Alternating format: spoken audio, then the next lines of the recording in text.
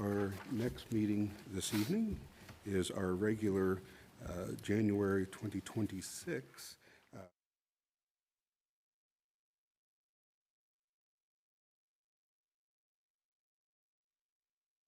let the record reflect that all the board members are present. My understanding is there's no visitor comments this evening. Not that there's not open for it, but there's just nobody who wants to do it. So seeing none, we'll jump straight to the Mustang moment. Dr. Sanders. Yes, so the original plans were to honor our Lilly Scholarship finalists and winner, but they, being the students that they are, they had conflicts with other activities. So they are going to come in to the board meeting in February. And so I just want to take just a real quick minute though. You know, we have the debit card program that with some of our local financial institutions that we get so much money for every time one of those cards are used. And so we received our check from the IU Credit Union for $5,000. Wow. And so that's the maximum that you can get. So we're doing very well. And that money goes back into our Ready Schools type activities for our students. So just want to thank IU Credit Union for that opportunity to participate in that program. Yes, very much so. That's awesome. Okay, next is the consent agenda. We have approval of minutes from the December 16th, 2025 regular board meeting, the treasurer's report for December of 2025, and Mr. Colonel, the claims, please. Thank you, Mr. President. For gross wages on December the 5th, 2025 is $827,939.93. For gross wages mini payroll on December 8th, 2025, $546.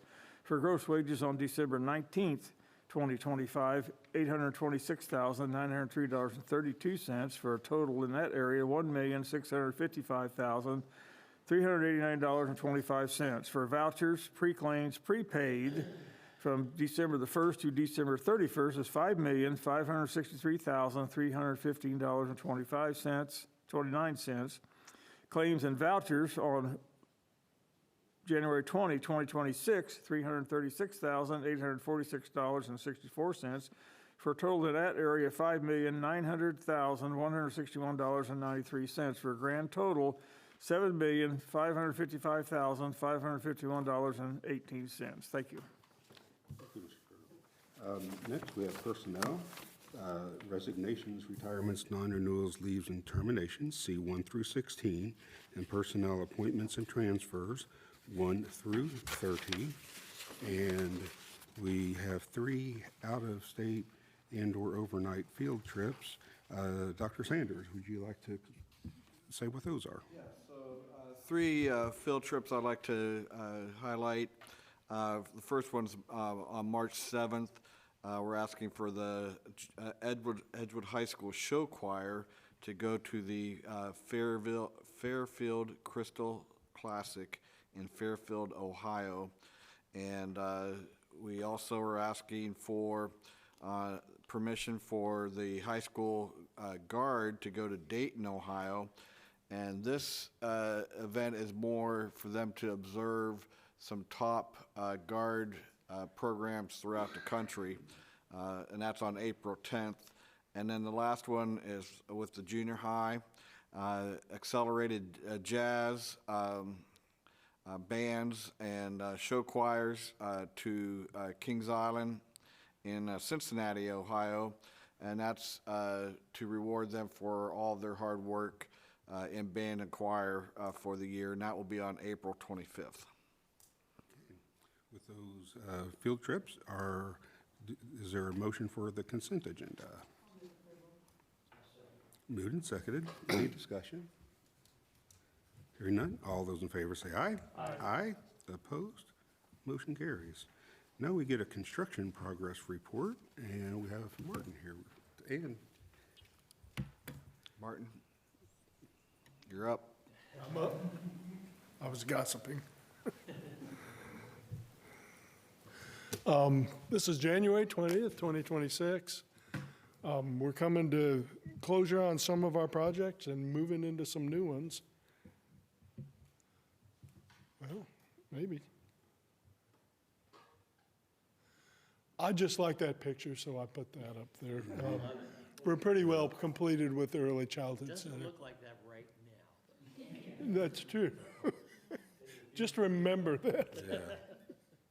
Just sit here and stare at it. Yeah.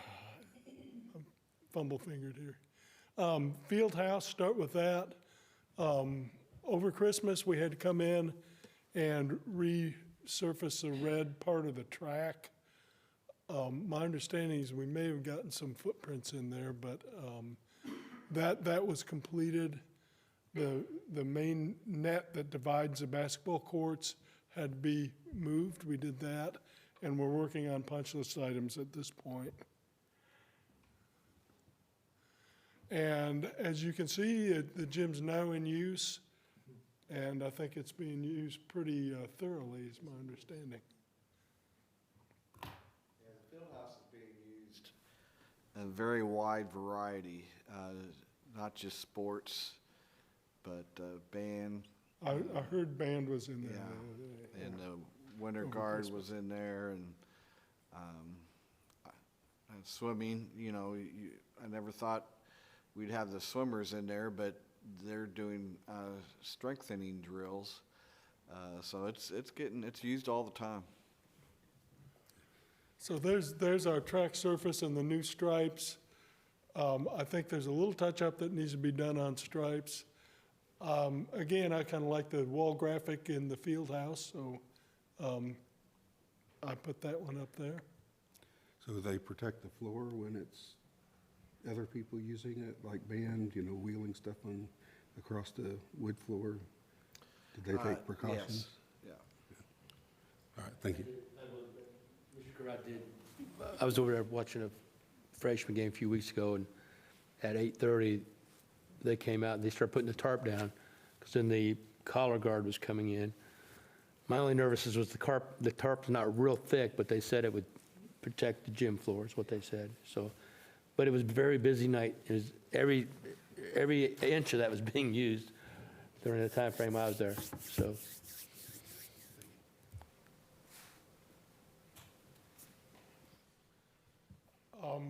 The next 30 days is a pretty short list. We need to complete a few punch list items. Part of it having to do with that striping in the gym, or the field house.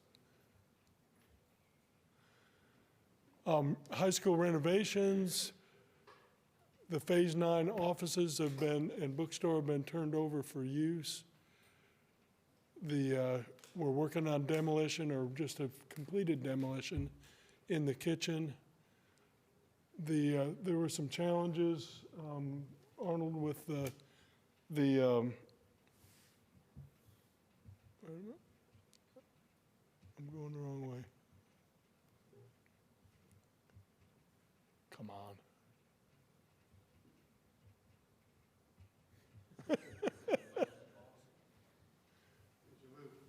My fingers are too fat.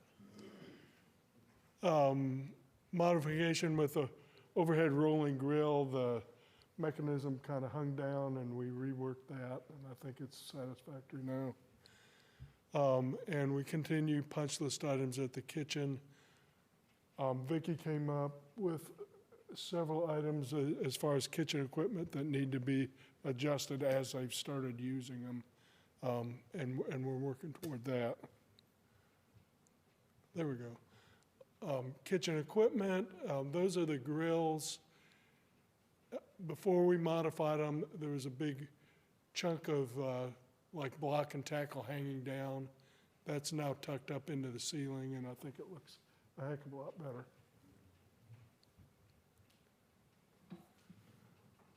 We finished the demo in the existing kitchen.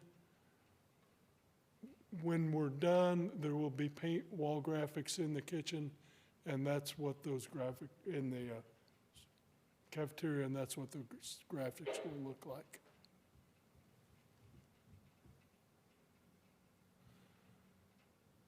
The intent is to complete the renovation of the existing kitchen into cafeteria space by January 30. And Dale seems to be pretty confident that we'll get that done. We'll finish up the Phase 9 and the kitchen punch list items, hopefully on that same schedule.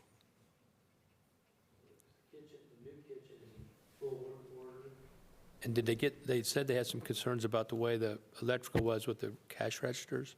Did that get resolved? I'm not aware of that one. Arnold, does that make any sense? They said. What was the issue? About, they didn't have the right electrical in there to get the cash registers to work. Well, it's They had to- more of how they want it to flow. Right. When they go through to pay for their lunches. And so we're studying that whole project in terms of the concern. And So that's on the punch list, So then? we just want to see how it works. Okay.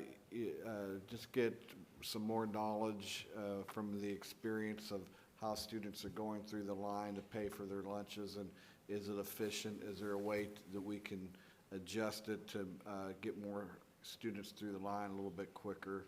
And so rather than rush right into making some changes right away, we wanted to see how it works in practice and then make the appropriate changes at that time. So that's not so much a punch, it's a change we want to make once Yeah, we. right. Okay, See yeah, how- I just thought that maybe they thought the electrical wasn't the way they wanted it. That's what I was told over there. I think the point of sale stations, they wanted to tweak how they worked, is that correct? The cash register? Yes. So that would be a change order, though, if it was It designed. would be a change, yeah. Okay.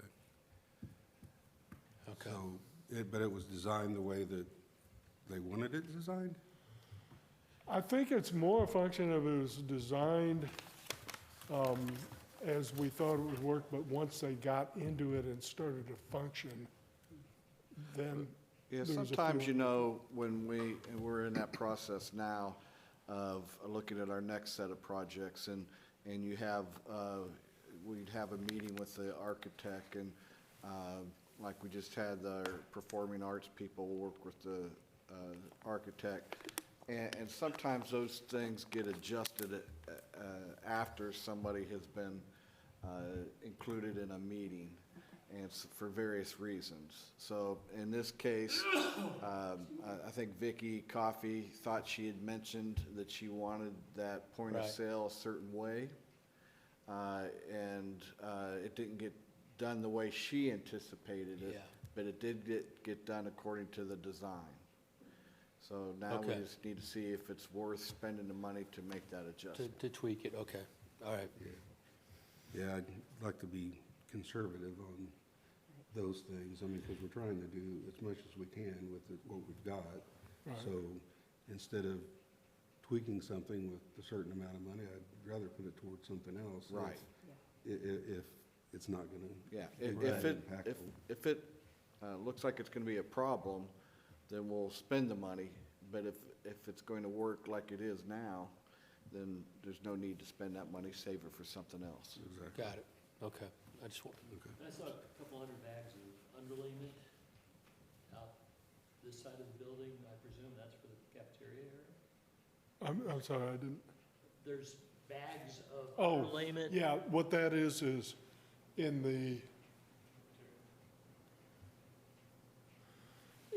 this space here, you can see there's a step where it used to be quarry tile in the Right. kitchen, and then it goes So up to the Filling concrete. that in. And that's all to kind of flush the whole floor out, so it's all level.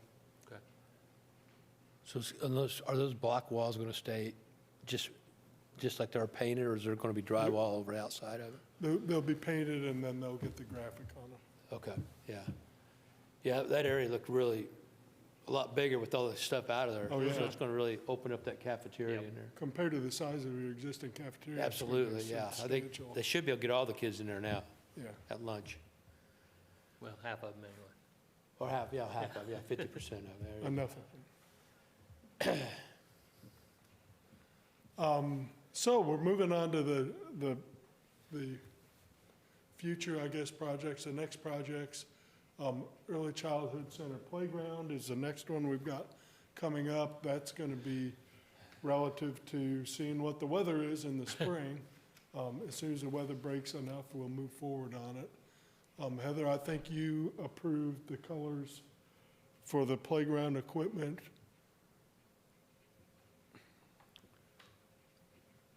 Which looks something like this. That's the major piece of equipment. You also have swings and another ground piece of equipment in there, but that's a big piece, so that'll give you an idea what that's gonna look like when it's done. So we've completed the contract. Dr. Santa just signed it, and I've got it right here, so we're ready to go. Color selection's completed for the surfacing.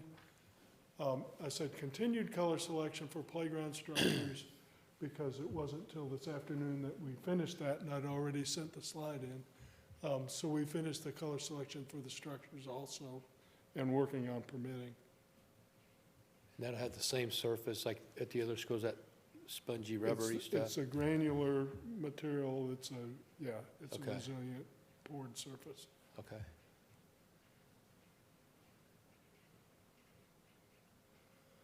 So we got to complete the submittal process, and I think with this, it may be complete, and we'll complete permitting, but we won't be breaking ground in the next 30 days. It'll probably be end of March.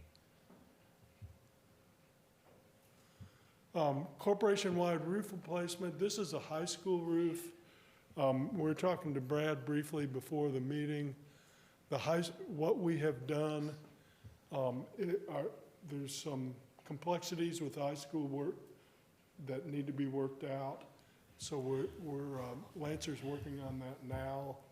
So what we're going to do is the next bid will be for the junior high, the primary, and the intermediate. And we feel like that's a good move for a couple reasons. One is we can pull that all together, and the other is it gives us a package that can probably be completed. We're looking at doing the gymnasium and kitchen and cafeteria areas first, and we'll try and get those done before school's out. And then we think we can complete all the classrooms during the summer while kids are out of school. We'll probably do this one next year, and it will probably take a little longer than the work we're doing right now. So, Lancer's completed the contract documents and specifications. We forward Dr. Sanders a bid ad to run next week, and we will ask permission shortly to bid. The contract drawings and specifications, we got the final ones Friday, and I've gone over them the last couple of days. And we will actually post them with Eastern Engineering, the printer, tomorrow. And again, the current bid is going to be the primary, intermediate, and junior high schools. High school. But the boiler bid is part of this package, right, for the high school? That's correct. The boilers. Just what, yeah. The boilers for both the high school and the junior high But you'll have a school. separate bidder for the boiler, probably versus the roof, I assume, correct? Okay, We'll bid it at the same, put it all out Okay. at the same time. okay, And then we will, on February 17th, we'll receive bids for both the boilers and the roofs. okay.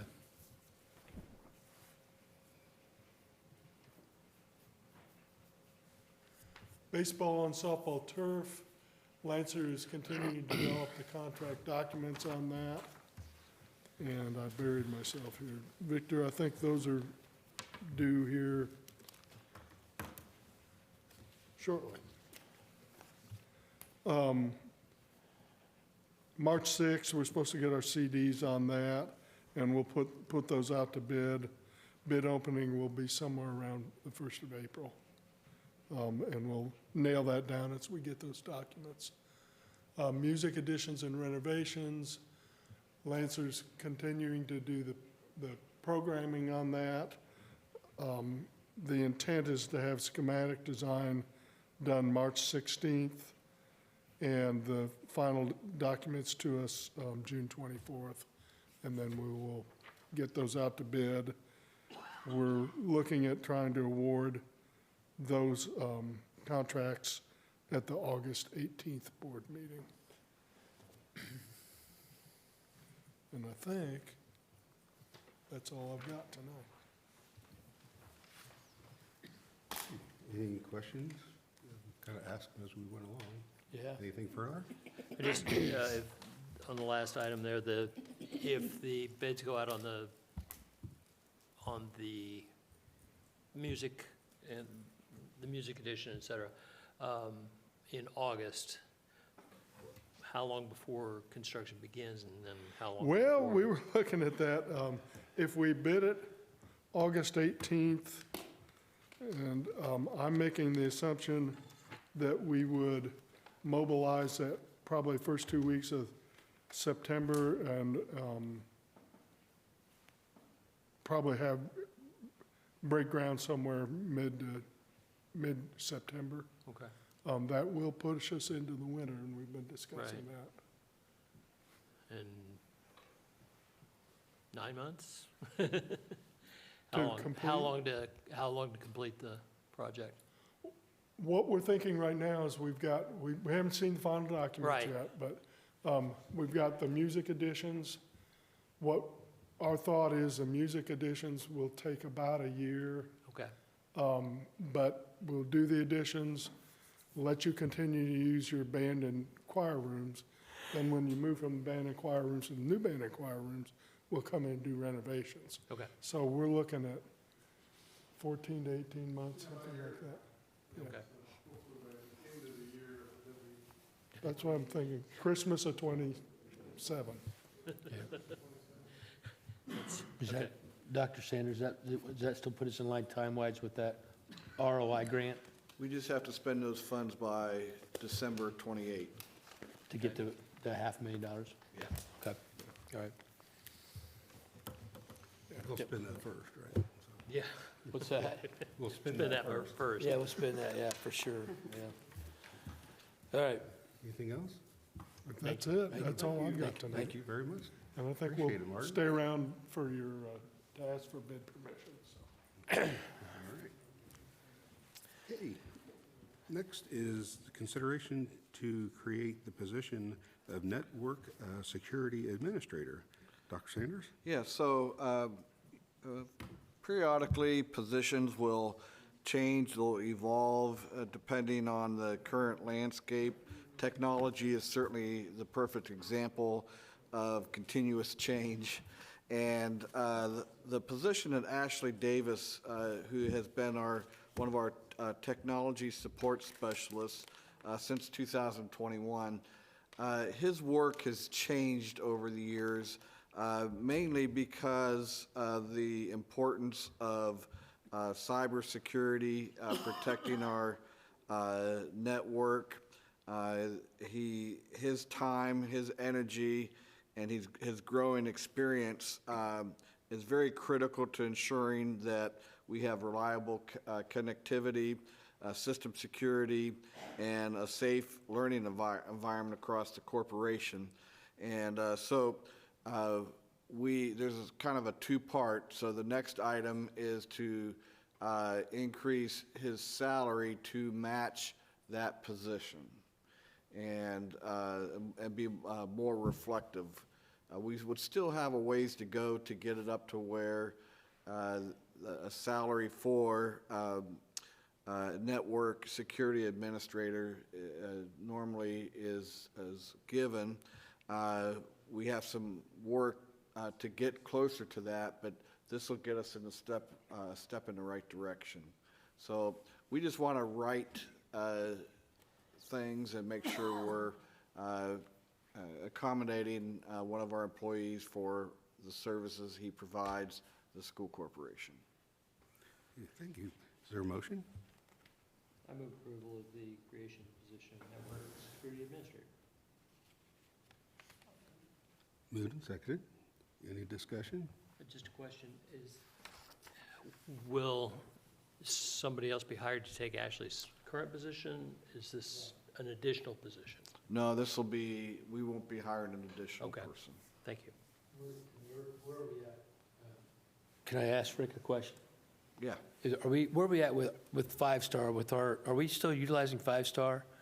No, we haven't utilized them for about 2 years now. So we're not paying them a dime yet now. So we're doing this all internally. We have a small yearly drawdown account we have with them. Right. So they're our backup if something would happen if someone's not in our facilities. They're also doing our monitoring.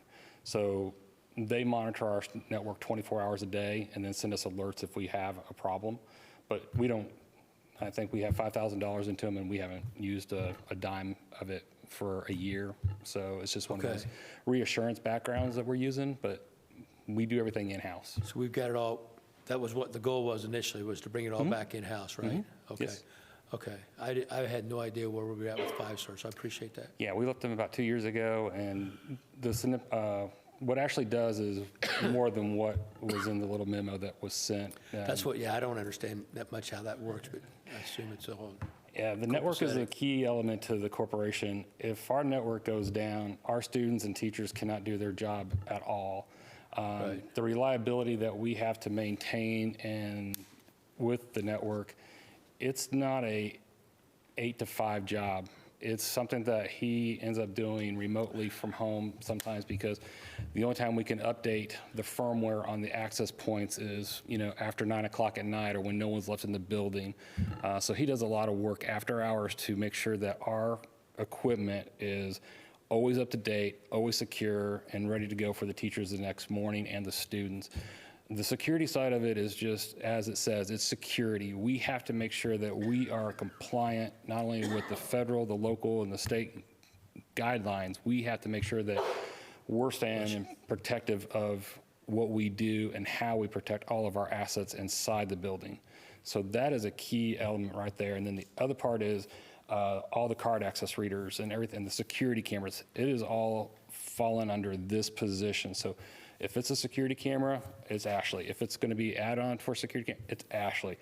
So, and network wiring, I would say probably with Arnold and stuff, I would say that between Ashley and Lee Kirk, we would probably say the corporation $30,000 in cabling that we do in-house now. We don't hire that out unless it's a job that we just don't have the tools for. So it's a very important job. And the job description was in your board pack. yeah, I read that. And I had the same thing. I think I talked to you before that it's not, we're not creating a new position, we're just adjusting it. He'll still be doing tech support as Right, well. right, But it's just that got this really reflects what he does and how it works for the corporation. Got it, okay. It's great that he's been able to evolve and pull in these other things. Gosh, it is, technology changes so fast. Yeah, oh, yeah. What we walked into 6 years ago and what we have today, I think everybody and teachers would hopefully agree with that. Our network has probably never been as solid, and it's due to him. And, that's what his background was networking, so. Right. And we relied heavily up to 7 years ago on Five Star, and we completely pretty well nixed them out now. Is that the way most corporations have done it, or are they still relying on Five Star? A lot of corporations rely on 5-star, and I think some of them are starting to see what they can do and what they can't. Right. And so I think they're Within house, yeah. looking at us and what we're doing, because we do get questions about how we're set up and what we do. Right. But I don't think we have the board that puts behind what we do at their organization, so they have a little tougher time trying to get on board with how. I also say that when it's someone that works for the company, there's more dedication to keep it running and keep it looking right. Right. I get that part, yep, for sure. Thank you. Any further discussion? All those in favor say aye. Aye. Aye. Opposed? Motion carries. Thanks, everybody. Thank you. Might as well Thanks, stay Rick. up here, Rick, in case they have other questions. Go ahead, Rick. The next would be consideration to appoint Ashley Davis to the position of Network Security Administrator. Moved and seconded. Any discussion? Well, just as what I already mentioned, Rick did a lot of research on this to see what the average person was paid for this type of position, and we have a target goal in mind that we want to work towards, but at this time we're recommending that Ashley have a salary of $60,736.39, which is a $7,000 increase. Okay. We got a first and a second. Any discussion? All those in favor say aye. Aye. Opposed? Motion carries. Thanks again. Thank you. And thank Ashley for his hard work. Yep. Next is permission to void corporation and ECA checks older than 2 years. This is an annual thing, and David Tate will lead us through it. So each year, the ECA treasurer and I submit a request to void checks older than 2 years. These are checks that were never cashed, and they're just sitting in the bank account. We do try to attempt to reissue if possible, but when we can't, we just want to follow the process and just go ahead and void them and let those funds go back into our accounts. So I've provided you guys with a list of those checks, so if you have any questions, feel free to ask, but I just wanted to get your permission for that. I move approval of voiding the corporation ECA checks that are older than 2 years. Moved, seconded. Any discussion? All those in favor say aye. Aye. Opposed? Motion carries. Thank you. Thank you. Didn't Debbie do a nice job She tonight? did. Yes, I tell you. We didn't have any questions. Wait till next time. Yeah. Next is consideration to approve the S-Craft, or that's how they usually say it, maybe. The ESCRFT insurance invoice. Dr. Sanders. Yes, so S-Craft is the company that we've been using the last 6 years, I think now, for liability insurance, and it sure has been helpful in helping us keep down those types of insurance costs. They are very good about mitigation, providing a lot of training for our staff to make sure that we're doing things in the safest possible way. They often, periodically, they will come out and do an audit and go around the campus and look for just areas that we can make improvements in terms of safety. So the invoice for 2026 is $439,541.78, and that's up $22,000. But that's because we added the EECC building and the field house. I move approval of the S-Craft insurance invoice. Any discussion? I like $439 better. I did too. I about freaked out. So, Well, like you're saying, Ms. Mitchell, that was a 5% increase, but we added on a lot more square Yes, footage and exactly. coverage with those new add-ons and That's so forth. correct. there was a lot of square footage we added. Right, right. So, okay, no more discussion? All those in favor say aye. Aye. Opposed? Motion carries. Now, we have consideration to approve the EECC rates for the upcoming 26-27 school year. Mercy. That sounds wrong.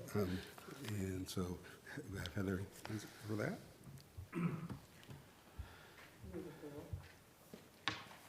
So we have two things to consider tonight, the class offerings and the rates. And I think it would make more sense to talk about the class offerings first, if that's okay.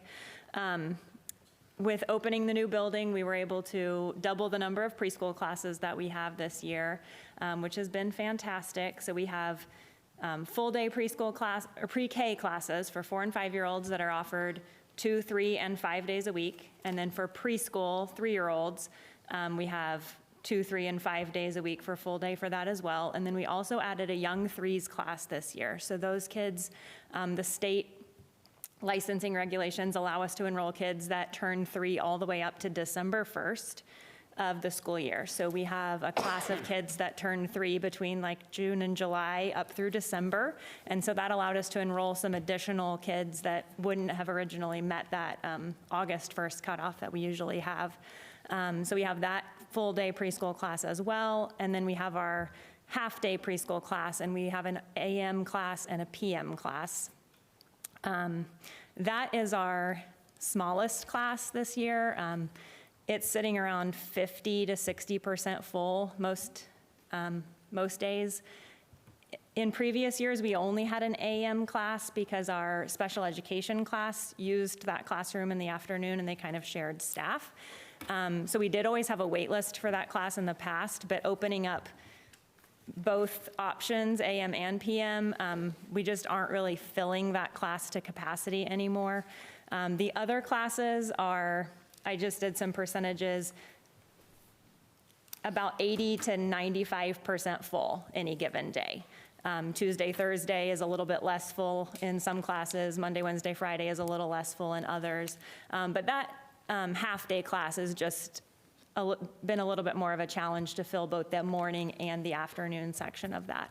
So we would like to keep all of our full-day class offerings the same that we're offering this year, and consider dropping that afternoon half-day option and only using that classroom for a morning class only. That would allow us to use those staff in other capacities in the afternoon, and maybe have to hire less floating staff and assistants and things like that, and hopefully get that class fuller to capacity so that we're not staffing a class with 6 kids in it in the afternoon on some days. And then another thing that we often hear from parents is they don't often choose half-day because of the length of the day. It's 2.5 hours. It's hard to drop off your kid, turn around and come back and pick them up in that short amount of time. So we'd like to lengthen that by a half an hour and have a 3-hour half-day class. Not having the afternoon gives us that flexibility because we don't have that short window to turn around and get another class in. And then we'd also like to add a lunch option for those kids. So parents could choose the 3-hour day, or they can add a lunch bunch option for an extra charge, and that those kids could stay for lunch, eat lunch in the cafeteria. And that would give those kids a little bit longer experience at school, but still a half day, so they're not staying for nap in the afternoon. They're not getting the full day experience. Gives parents a little bit longer, and gives those kids a chance to learn those skills of eating lunch in the cafeteria that a lot of parents worry about when their kids are getting ready to go to kindergarten. So I think that might increase the desire for parents to enroll in that half-day option if they can lengthen that day a little bit more. So our goal is to maximize enrollment in all of our classes, and I think this is a good way to get more seats filled. We can probably just take these together, too. Do you want to go ahead and do the rates? Yeah, so for the rates, our classes are not filled right now. We're sitting, like I said, around 80% full across the board, I think, per day. We've increased our prices a lot over the last 7 or 8 years, and I think it would be wise right now to focus on increasing the number of kids that we're getting rather than continuing to raise rates in those full-day classes, because it has gotten fairly expensive. Everything's gotten fairly expensive over the last several years, and we do need to always make sure that we're bringing in the money to pay our staff and run the program, but I think it would be smart to keep those full-day class rates the same as what we're charging right now, which is $37 a day for preschool for the 3-year-old classes, because those classes are a little bit smaller, and then $34 a day for pre-K. So that's $170 a week for full-time pre-K, or $185 a week for full-day preschool. But we would like to increase the rate of the half-day class since we are lengthening it. And it's kind of a convenience for parents who want that half-day option. We're still paying our staff that are here for that time. So right now it's $17 a day, which is half of the pre-K rate. We'd like to increase that to $20 a day. We're adding a half hour to that day. It would be 8:30 to 11:30 instead of whatever it is right now. And then if parents want to enroll in an extra hour, it would be an additional $5. So they could pay $25 for a 4-hour day or $20 for a 3-hour day. Okay. I'll move approval of the class offerings and rates for the 26-27 school year. So second? Moved and seconded. Any discussion? Ms. Kinsey, does the daily, the fees, does that pay for the lunch also, or is that separate? They pay the cafeteria separately? They would pay the cafeteria separately So for that's the all lunch. done out of, That's- so by adding it, that goes, that'd be on top of the $20? Yes. Okay, so then they'll just pay the cafeteria directly? No. Yes, they'll pay the Right. cafeteria directly or send a lunchbox, yes. Okay, okay. And Dr. Sanders, this is all funded from the operations fund, right? All the salaries are paid from the operations fund, Yes. which is where the legislature is kind of cutting into us for next year? Okay, all right. So I know we're keeping a close eye on that too, so. Well, Yeah, the state has not made it very They've made it, yeah, I know. easy for us. They also cut funding for On My Way pre-K. And so we are receiving, what, $85,000 less Yes, approximately? last year, so they paid us quite a bit over what our weekly charge is per child in previous years, and this year they cut that, so we're getting $147 a week, and then the parents have to make the difference. In previous years, we were getting $348 a week for those kids that are eligible for On My Way pre-K. So for the whole year, for the number of kids that we have enrolled, that's about $85,000 difference that we're not getting from them. We also have kids who should have qualified for CCDF or On My Way pre-K, but they aren't issuing any more vouchers. So that's an additional cut that we're getting, that those kids would be Right. getting that funding as well. And just to clarify, the preschool is education fund and daycare is operations fund. Daycare, okay. Yeah. And this is just preschool rates and offerings that we're talking about Gotcha. right now. So this would impact our education fund. Right, so they're going to kind of back us in the corner on doing some, have to make some financial changes, I think. Okay, all right. Thank you very much for all you. Any further discussion? All those in favor say aye. Aye. Opposed? Motion carries. Thank you very much. Okay, next is our Neola policy updates. This is volume 38, number 1, and this was informational last month, and so it's an action item this month. Dr. Sanders. Yes, so we discussed this in December. Really, these are policies that, variety of policies, some related to board responsibilities, teacher, some of them are teacher-focused, staff-focused, student-focused. The board has had a month to review these policies. We've also shared them with specific staff members in the corporation, and Christine Bartlett with Ferguson Law has also reviewed these policies. So tonight we bring them to you for approval. I move approval of the Neola policy update. I'll second. Okay, any discussion? Hearing none, all those in favor say aye. Aye. Opposed? Motion carries. Next is consideration to advertise bids for the roofs and mechanics. And Dr. Sanders. Yes, so as Martin mentioned, we are going to submit the advertisement that was in the board packet to the paper to be in the paper January 28th and February 4th. The advertisement says that we're going to have a pre-bid meeting on February 9th at 1 o'clock and a bid opening on February 17th at 2 o'clock. And Martin and Victor are here from Skillman. They have some additional information that they'd like to share with you tonight.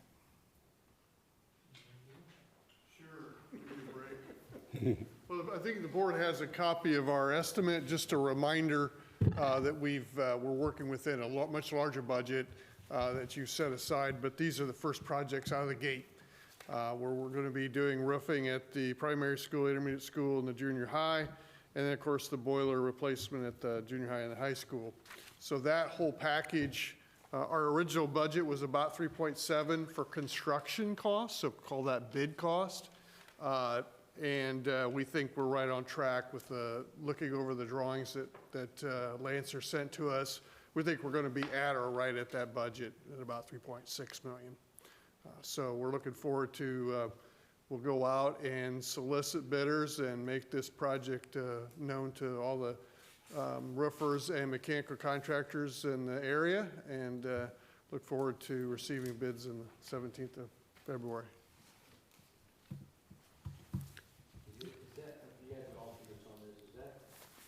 Even something to consider? You know, that's something that was talked about internally, and I think we decided to go ahead and bid it and see.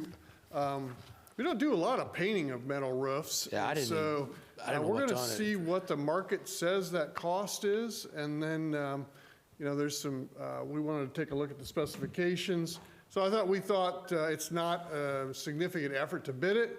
So we'll bring that to the school administration. We'll discuss that with your architect, and we'll come to the board with a recommendation. I agree. I'm not sure we're going to recommend that, but we're going to do a little research in the bidding process. So when you say refinish, it basically you're saying paint it? Yes, sir. Okay, I didn't know if there was like another coating on it or. I have no idea. It's not your average paint out of a can from Home Depot. It's a high quality roof, you know, product. Not with a paintbrush. It's a big sprayer probably. Probably. So Monstrosity yeah, sprayer, yeah. it's what they refer to as elastomeric, I believe. So again, we want to take a little more look at the product and the specifications and what that's something we might see a large range of bids from, depending on the expertise of the bidders. So. Okay. All right. Yep. Thanks. Do we have a motion? I'll move approval. A second. Moved and seconded. I do like that idea of fishing around with alternates, because you never know till you look, so. Yeah, I wouldn't even thought about that. I think that's a very good approach. Any further discussion? All those in favor say aye. Aye. Opposed? Motion carries. Thank you. Very much, Victor.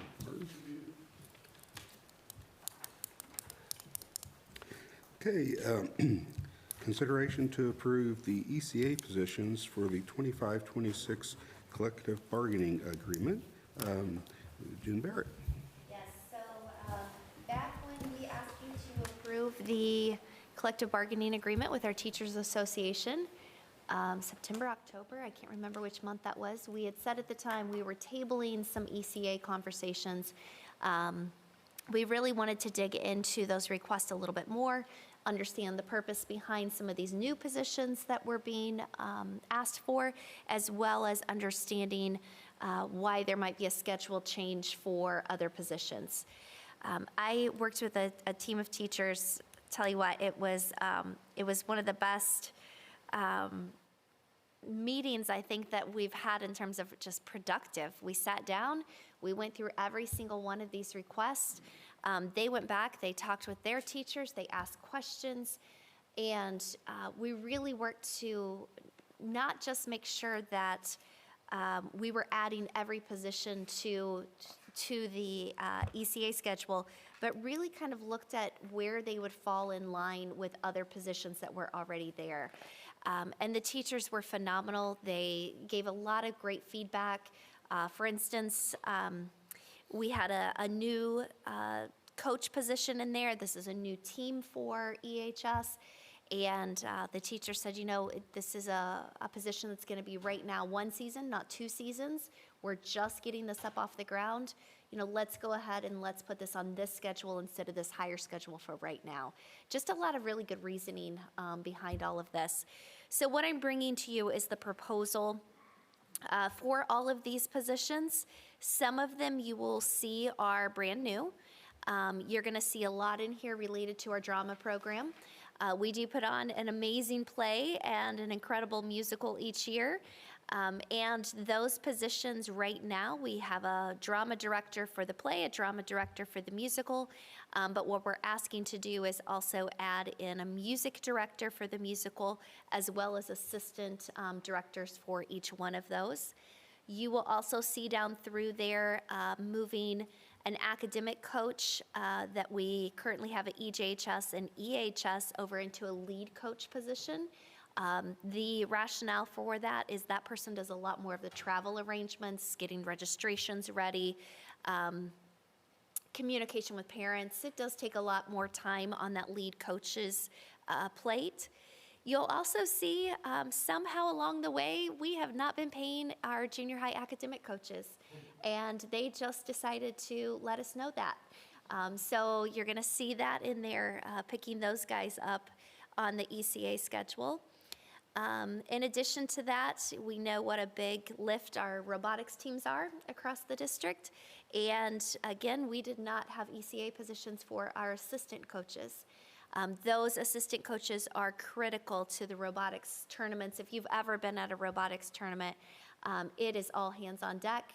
If you've ever been at a 4th and 5th grade robotics practice, it is all hands on deck. So right now we are asking for 3 assistant coaches there, one at the high school, one at the junior high, one at EIS. I'm sure that our coaches would say, can we add 3 additional for every single building, but 1 there for each building. And then you'll notice that I've also put in there, just so you guys are aware how this would impact the education fund. We've talked a lot about how we're getting cuts, and I want to make sure that we make this really clear. Right now, what we are paying for these ECA costs for these positions in 24-25 is $22,450. We would be asking to increase in the education fund for this school year about $14,875. That goes up to about $17,000 when we are looking at turf and FICA.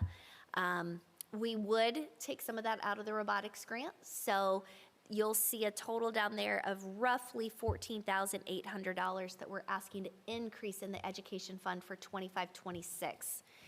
One thing I also want you to notice is that we are looking at adjustments in other positions to help offset this cost in 26-27. So you'll see changes in there that we will be proposing when we work with the Teachers Association for collective bargaining next fall, which would bring down these additional costs to around $8,000 per year. So it does look like we're adding a lot of positions, but we have plans in order to offset that cost. And I think that that $8,000 is more than acceptable in terms of what it brings back to our students and programming in all of our buildings. So I'm asking for you to approve those. And in addition to that, we would, for those teachers who are doing these positions, and it's more than, I believe, $1,000, we would be back paying them through the beginning of the first semester.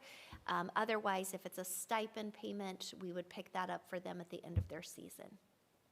I think I got it all. Position adjustments to the collective bargaining agreement? Moved and seconded.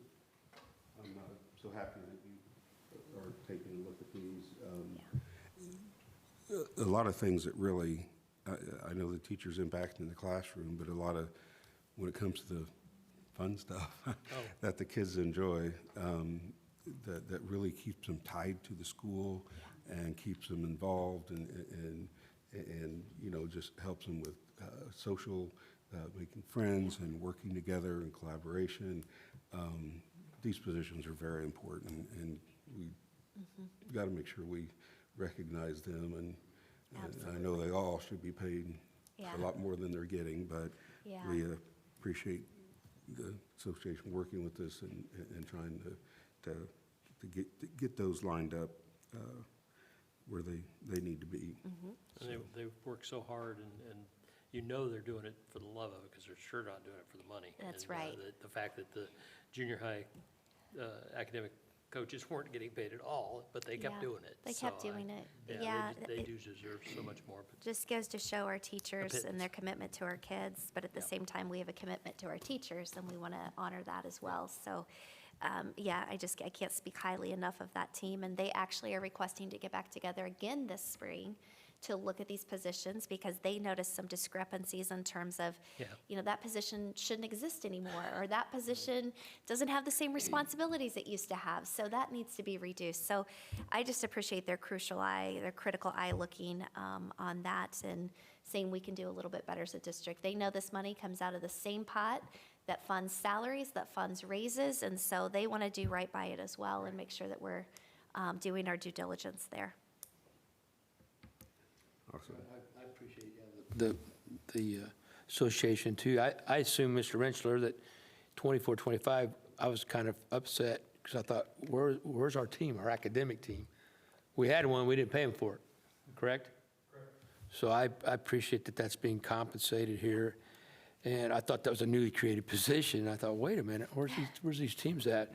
But I like the last line item, where in the technology, where those responsibilities are reducing on the technology side, and that's going to drop significantly between last year and 26, 27. So, Yeah.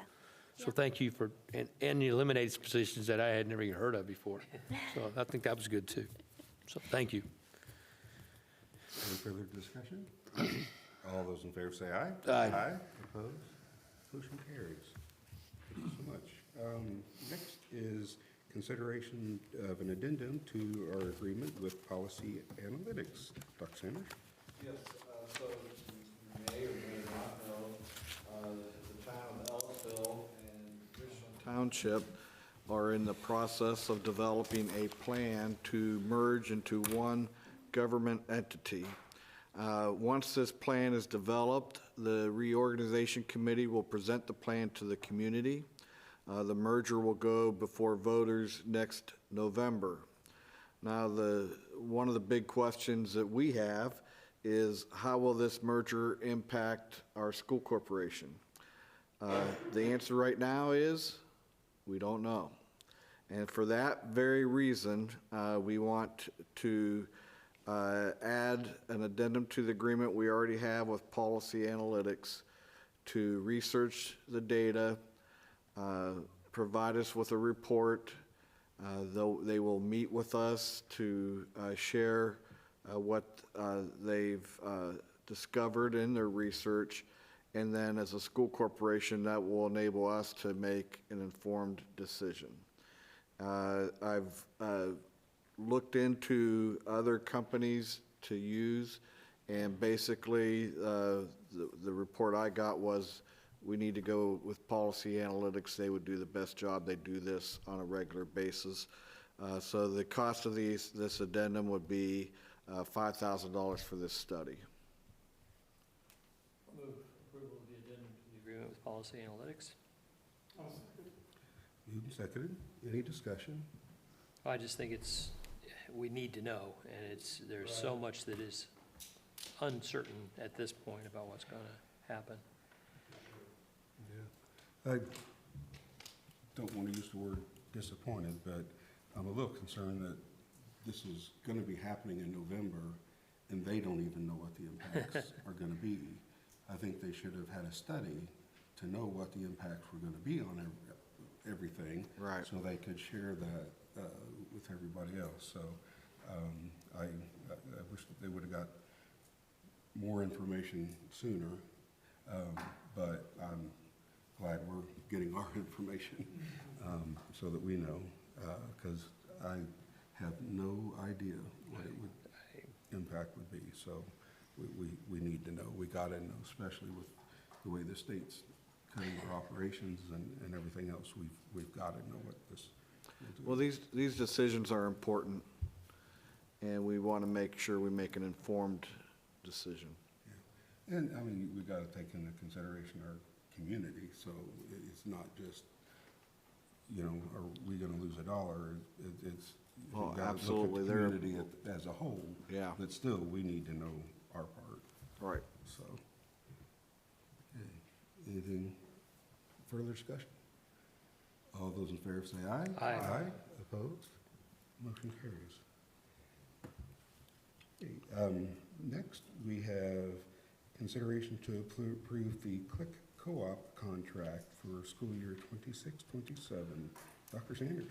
Yes, so this comes from Vicki Coffey, our Nutrition Services Director. I think this was our first year using Click, which is a co-op for ordering, purchasing food for our cafeterias.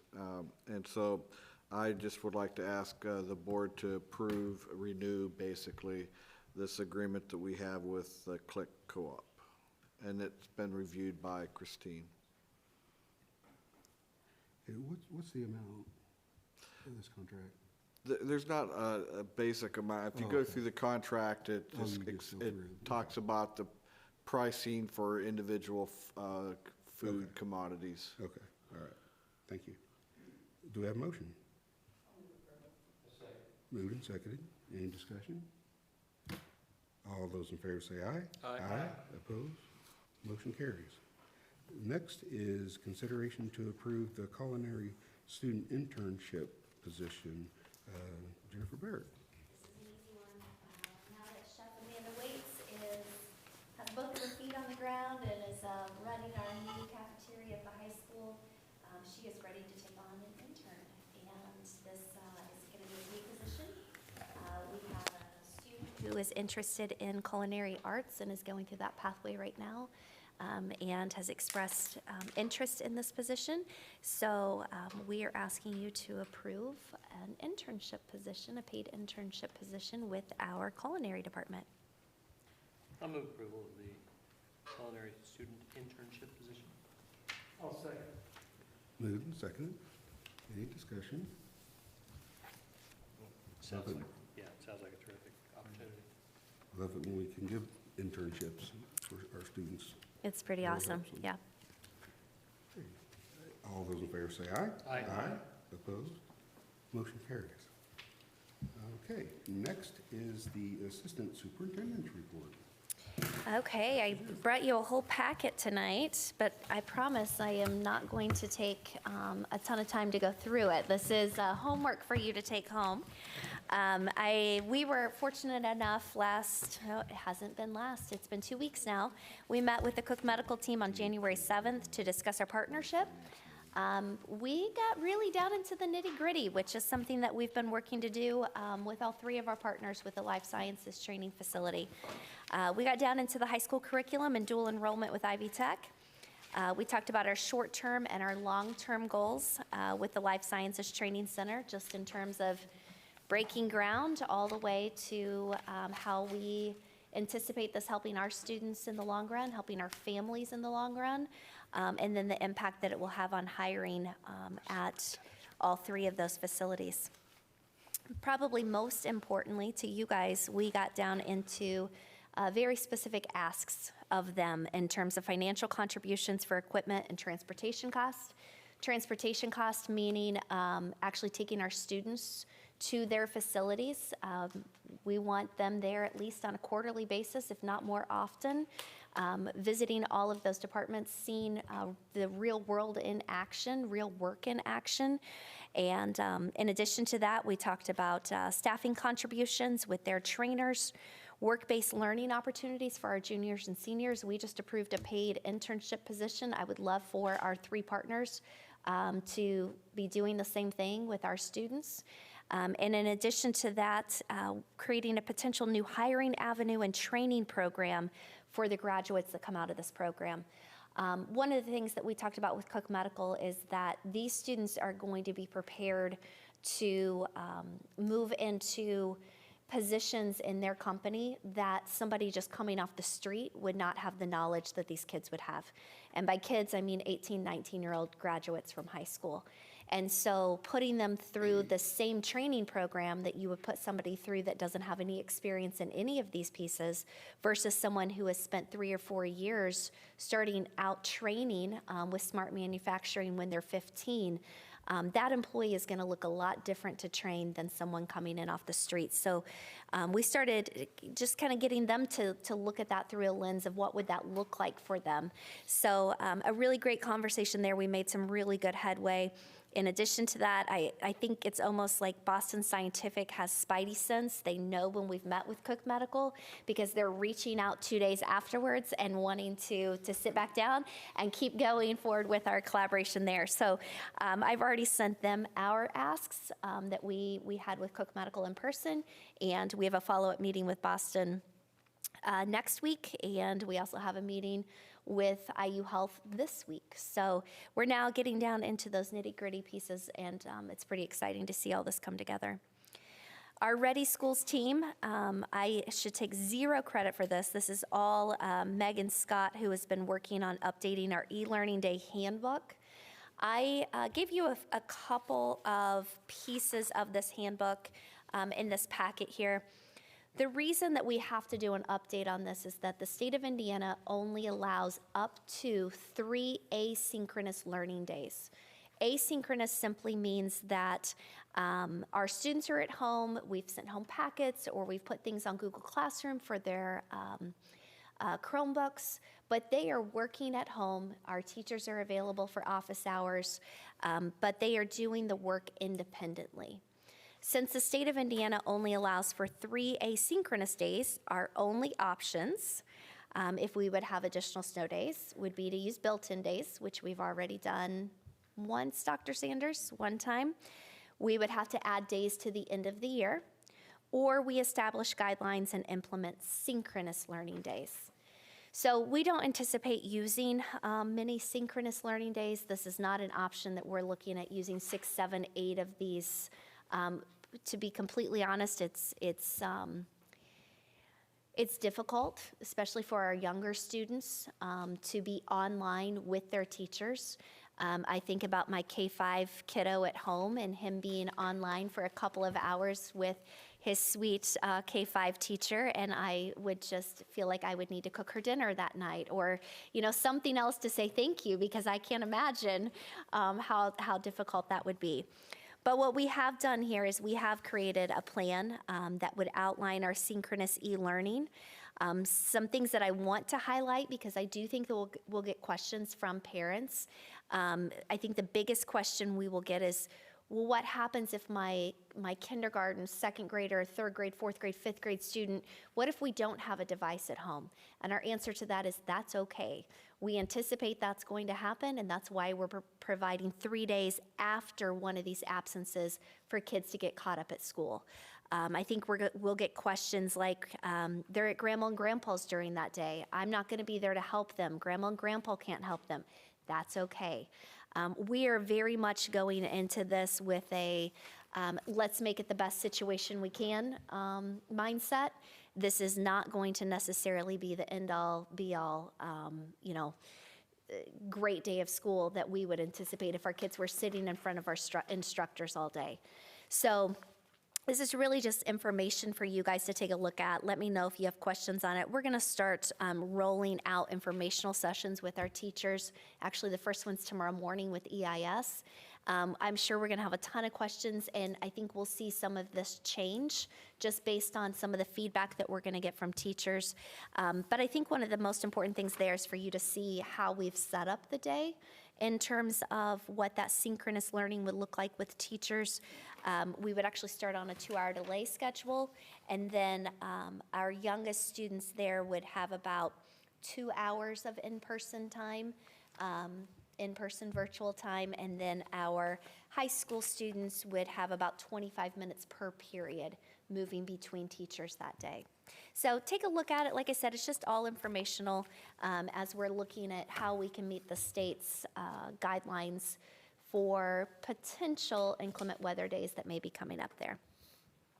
In addition to that, February 13th and 16th are coming up. February 13th is a flex day, and we have a teacher work day on the 16th. We have a ton going on, and I wanted to share this with you just in case you would get questions from our community members asking what do the teachers do on the days that the kids are not there. I've provided a whole list of things that our teachers will be participating in, from training to faculty meetings, which will be a very, very small part of those 2 days, but it does allow us to get those in for February. We're going to be working with our HRS school improvement teams, a lot of curriculum work for our teachers, SAT proctor training at the high school level, AI training 6 through 12, PSYOP training for K-5 teachers with multi-language learners. We are packing it in. So if you would happen to get questions, feel free to share that information. Feel free to send them my way. I even included a calendar in here so you can see how we're structuring this. And thankfully, we've talked with our association. Even though one day is a teacher workday, we've kind of blended those 2 days together so that our training sessions don't necessarily overlap, and we're using our instructional coaches and mentor teachers to the best of our abilities during that time. So that's all I have for January, unless you guys have any questions about what's coming up. And now on to the superintendent's report, Dr. Sanders. Traditionally, the first board meeting of the new calendar year, I like to present my goals for the school corporation.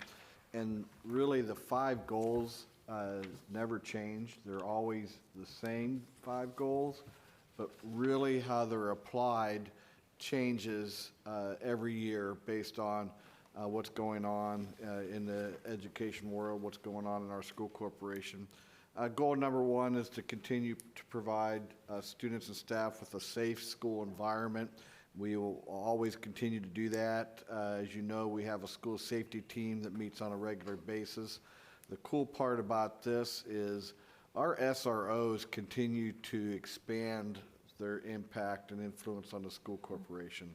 So obviously, their job is to build relationships with students, to provide safety every day that we're in session.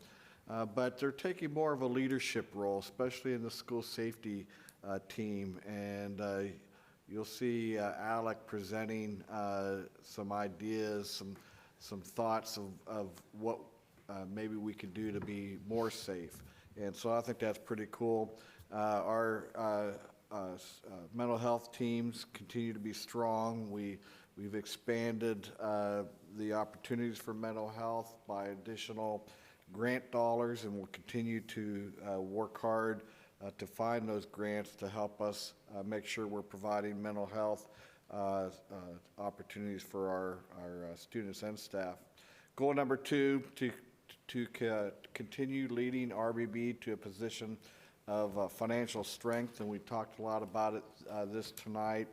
Unfortunately, the state legislators continue to set roadblocks in our way. It's disappointing because over the last several years, we've worked ourselves into a position to put ourselves in a good spot financially, and we have, but they're making it more difficult every day. But we are adjusting to that. We talk about it all the time about how can we increase revenue and decrease expenses, and we'll continue to do that. We just want to make sure that our taxpayers know that we are doing the very best we can with the funds that they provide, so that we can stay competitive, so that we can prepare our students in very effective ways for them to chase their dreams. Goal number 3, to lead RBB to sustained growth in enrollment, and we've continued to see growth in enrollment, steady, slow but steady, and we do that in multiple ways. We try to create a culture where students and staff love coming to school. We want our students to love coming to a school to learn, and a staff to enjoy coming to school to work. And by doing that, I think it leads to promoting growth and increasing student enrollment. We talk all the time about some new housing additions that are going up across our community. Harmon Farms over here, I drove through that recently. There's like 3 homes that are already started, and so that's pretty exciting news. And we just continue to market our school corporation through Edgewood Showcase, marketing what we do, and making sure parents are informed about the opportunities we provide our students. Goal number 4, to lead RBB into a strong partnership between the school corporation, families, local businesses, and the community. I think you'll see Edgewood Schools very active throughout our community. We continue to bring in our business leaders and our Edgewood Business Leaders Advisory Team, continue our partnership with Boys and Girls Club. Jennifer was talking about our partnerships with Boston Scientific, Cook Medical, and IU Health. And we work very closely with the Ellisville Police Department, the Fire Department, the Chamber of Commerce, and the town of Ellisville, and more. And goal number 5 is to lead RBB in creating an educational environment designed to prepare students to chase their dreams in tomorrow's world. We continue to work on our professional learning communities, our project of high reliability schools. We just took another 15 folks to San Antonio, and while we were in San Antonio, 3 of our schools received level 1 certification, and next time around we'll have EPS getting level 1 certification, and then and we're already working on levels 2 and 3, and we have not taken a group of teachers, principals, school board members without somebody coming back and saying that was an amazing conference, and it happened again this time. We had a really productive group who, sometimes they latch on to different aspects of the conference, but this group really was focused on the art and science of teaching and looking at data, and I just love to hear their conversations when we meet afterwards. We are very lucky to have the teachers and principals we do at Edgewood Schools, and then we continue to expand our career pathways for our students.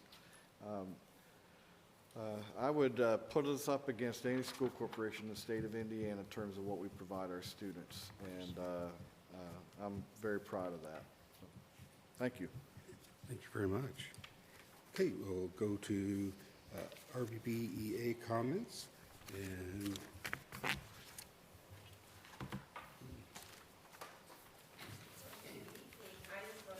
thank Jen for working with our committee on the ECA funds. That was just a very productive committee, and like she said, we're planning to meet again in the spring just to tighten things up and look at those job descriptions, create job descriptions, just a better understanding of each role. I'm hoping one of my personal goals would be to streamline that process so that we can have that information ready to go when we do come to the bargaining table. And so, of course, our members had already, when we had our referendum, had already, or ratification, excuse me, they had already approved those changes, but just having that all done at the same time, moving forward. I know Mr. Kerr mentioned legislation, and I saw that there are 3 days of action coming up in Indy in February, so I am just in the works of talking with our UNISERV director as well as Mr. Yules just to get feedback on those. I'm new with those things. I've only attended a couple, so I don't know if there are specific sessions about funding, but that is one of ISDA's priorities. Their list of goals came out January 8th, so just some things moving forward. That's all I have. thank you, Randy. Okay, next is board member comments, and we'll start with Mr. Durnall. Well, thank you.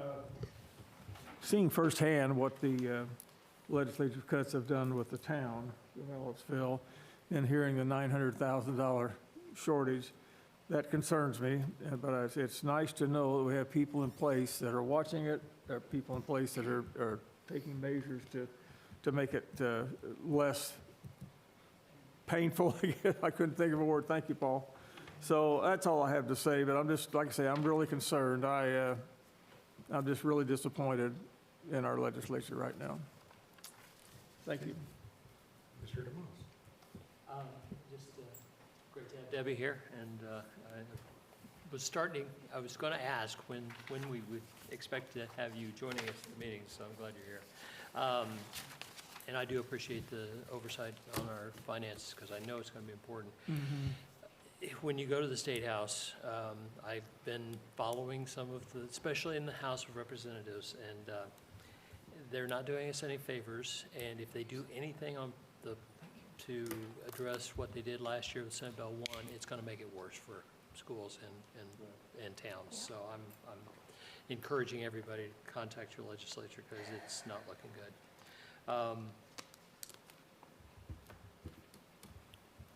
And I know what a can of worms it can be to talk about ECA positions, so I certainly appreciate you doing that, and I'm also glad that I wasn't in on that conversation.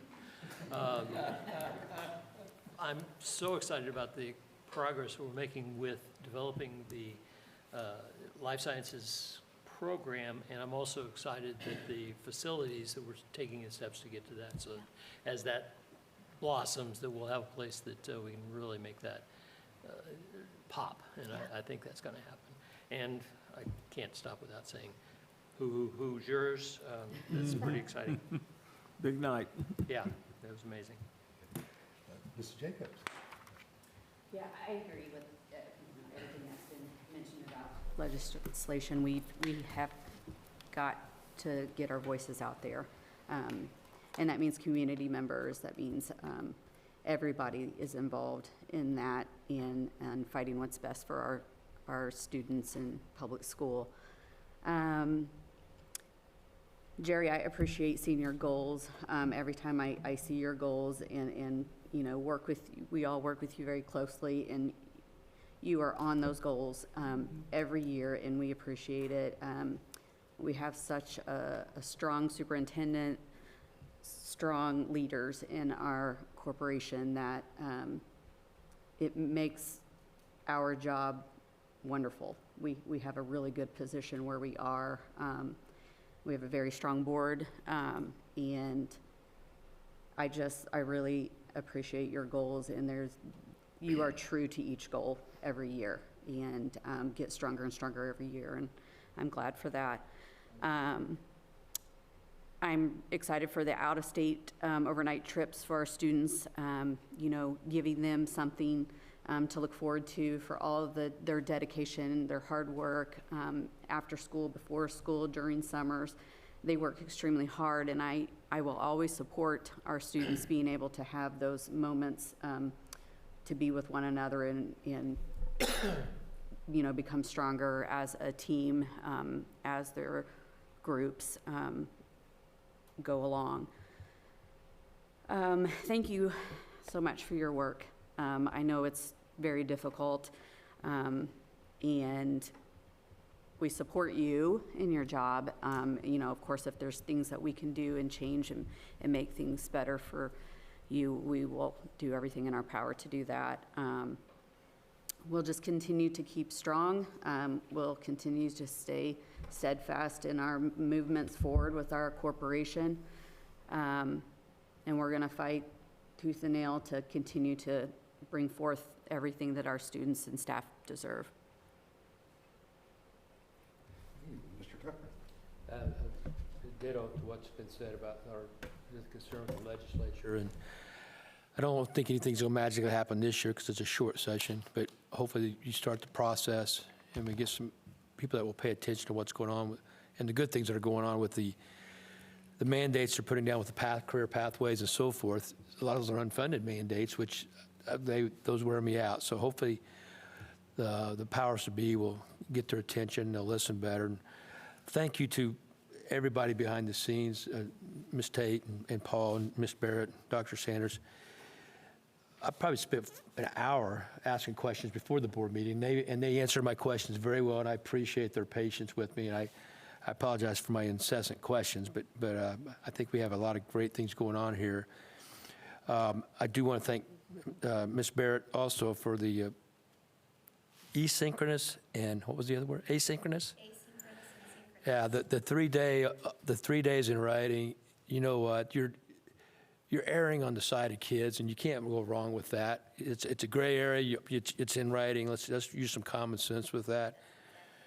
And I'll finish with a quick story, and I promise, Jimmy, it won't be for a half hour here.